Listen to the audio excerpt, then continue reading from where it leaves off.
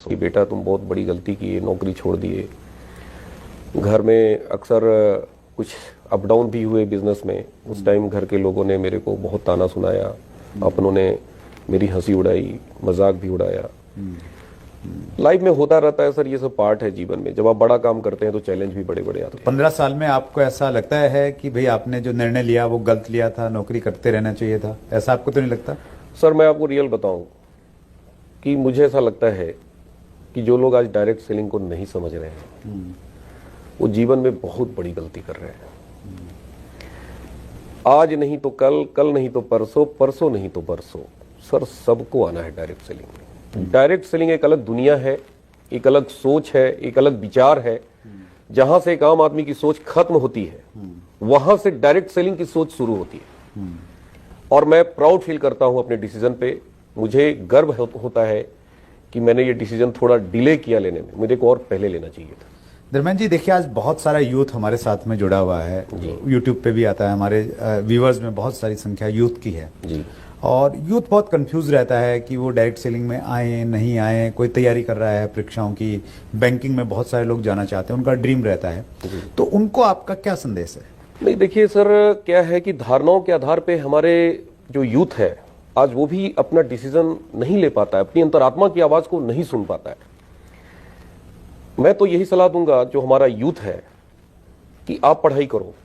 मैं एजुकेशन का बिल्कुल ही पक्षधर हूं, विरोधी नहीं हूं, लेकिन हमारे हिंदुस्तान में जो एजुकेशन का एक मोटिव है कि वो नौकरी करना, वो गलत है। आप एजुकेशन लीजिए, लेकिन ये सोच करके एजुकेशन मत लीजिए कि हमारा बच्चा बड़ा होकर के या जो हमारे यूथ हैं वो एजुकेशन लेकर नौकरी करें। नौकरी ही क्यों भाई, जॉब अपॉर्चुनिटी दिन दुनी रात चौगनी खत्म हो रही है, बढ़ नहीं रही है, खत्म हो रही है। हर जगह आप देखिए सिचुएशन की स्थिति में है। सरकार हाथ खड़ी कर चुकी है। मुझे याद है कि जिस हमारे बैंक में जब मैं रिजाइन किया उस टाइम 10 करोड़ का हमारे बैंक का टर्नओवर था और उस टाइम में बैंक में 25 कर्मचारी थे। आज वो टर्नओवर 10 गुना बढ़ गया, 100 करोड़ क्रॉस कर चुका है और वहां पे कर्मचारी 25 घट के 5 हो गए, यानी अपॉर्चुनिटी 5 गुनी कम हो गई। राइट। बिजनेस बैंक का बढ़ रहा है, 10 गुना बढ़ रहा है। क्यों भाई? कौन ऑपरेट कर रहा है उसको? कंप्यूटर ऑपरेट कर रहा है, मशीन ऑपरेट कर रहा है, एटीएम मशीन लग गए, लाखों मशीन लग गए। 24 आवर्स आज के डेट में करेंसी अप डाउन हो रहा है, डिपॉजिट हो रही है, निकल रही है। लाखों कैशियर की नौकरी चली गई। पहले वो सब कैशियर काम करता था, 100 रुपए निकालने होते थे तो बैंक में जाके विड्रॉल भरने पड़ते थे।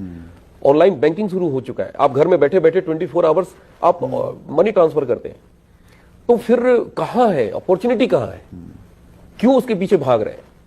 और यहां पे डायरेक्ट सेलिंग में एक बहुत बड़ी अपॉर्चुनिटी है जो कि लोग अभी समझ नहीं रहे हैं। सोचिए, there is no competition at all. तो इंसान का एक नेचर है कि वो धारणाओं के आधार पर वो डिसीजन लेते हैं जिंदगी में, और यही डिसीजन उनको बाद में पछताना पड़ता है। आज वक्त है, this is the golden period of direct selling.